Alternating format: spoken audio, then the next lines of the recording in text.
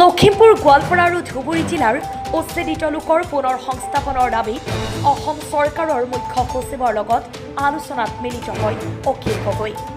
আজি ৰাইজৰ দলৰ সভাপতি তথা বিধায়ক অখিল গগৈ ডাঙৰীয়াৰ নেতৃত্বত লখিমপুৰ গোৱালপাৰা আৰু ধুবুৰী জিলাৰ উচ্ছেদিত লোকসকলৰ পুনৰ সংস্থাপনৰ দাবীত কৃষক মুক্তি সংগ্ৰাম সমিতি, ছাত্ৰ মুক্তি সংগ্ৰাম সমিতি আৰু উচ্ছেদিত পৰিয়ালৰ এটা প্ৰতিনিধি দলে অসম চৰকাৰৰ মুখ্য সচিবক সাক্ষাৎ কৰি এক আলোচনাত মিলিত হয়।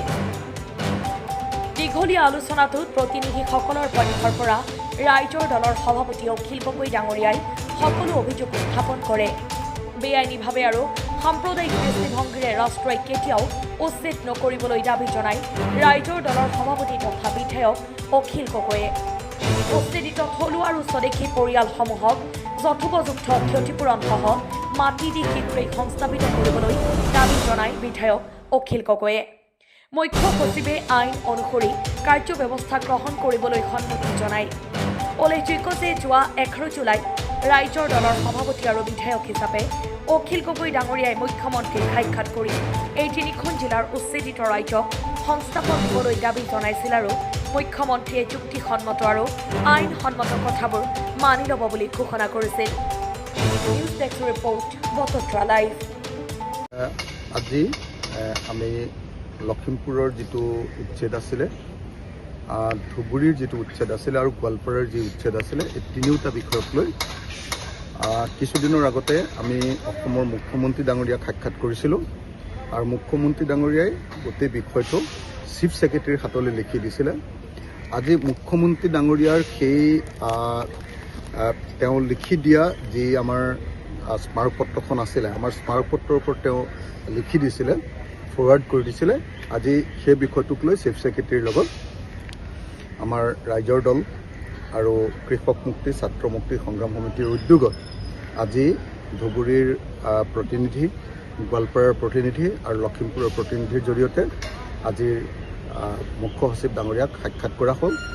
মুখ্য সচিব ডাঙৰীয়াক কেটেগৰিকেলি কোৱা হ'ল যে লখিমপুৰত যিখিনি আমাৰ খিলঞ্জীয়া ভূমিপুত্ৰক উচ্ছেদ কৰা হৈছে, তেওঁলোকৰ যিমান মাটি উচ্ছেদ কৰা হৈছে তাৰ সমান পৰিমাণৰ মাটি অন্য ঠাইত দিব লাগে।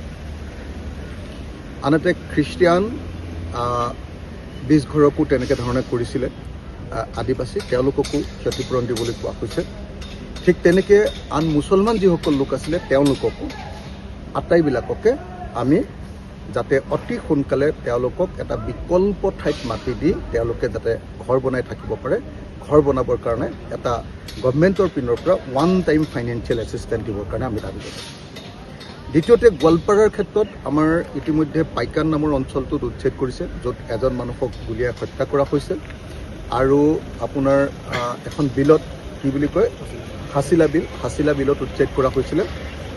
সেই হাছিলা বিলৰ উচ্ছেদৰ দুইটা বিষয় আলোচনা কৰা হ'ল, দুইটা বিষয় তন্নকৈ কোৱা হ'ল আৰু তন্নকৈ কোৱাৰ পাছত মুখ্য সচিব ডাঙৰীয়া তাত পুলিচে যে এতিয়া মানুহবিলাক খেদি আছে সেইটো বন্ধ কৰিবলৈ দাবী জনোৱা হ'ল।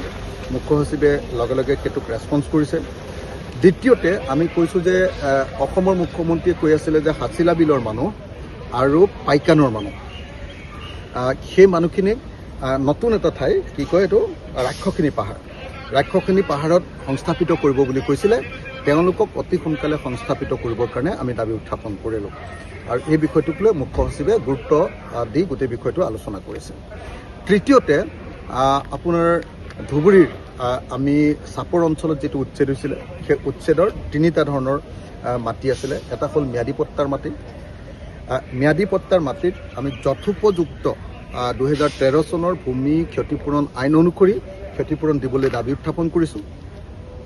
এলটমেণ্ট যিবিলাকক দিয়া হৈছিলে, সেই এলটমেণ্ট দিয়া পৰিয়ালবিলাকক প্ৰপাৰ ৰিহেবিলিটেশ্যন কৰিবৰ কাৰণে আমি দাবী উত্থাপন কৰিছোঁ আৰু বাকী যিমানখিনি মানুহ আছে গোটেইখিনি মানুহৰ কাৰণে মানে এনক্ৰোচাৰ্ছ, এলটিজ এণ্ড ম্যাদী পট্টা হোল্ডাৰ গোটেইবিলাকৰ কাৰণে 500 বিঘাজৰ য'ত উচ্ছেদ হৈছে তাতেই 500 বিঘাজৰ এটা প্লট আমি বিচাৰিছোঁ, য'ত 4000 বিঘা মানুহ উচ্ছেদ কৰিছে, লাগে 3500 বিঘা।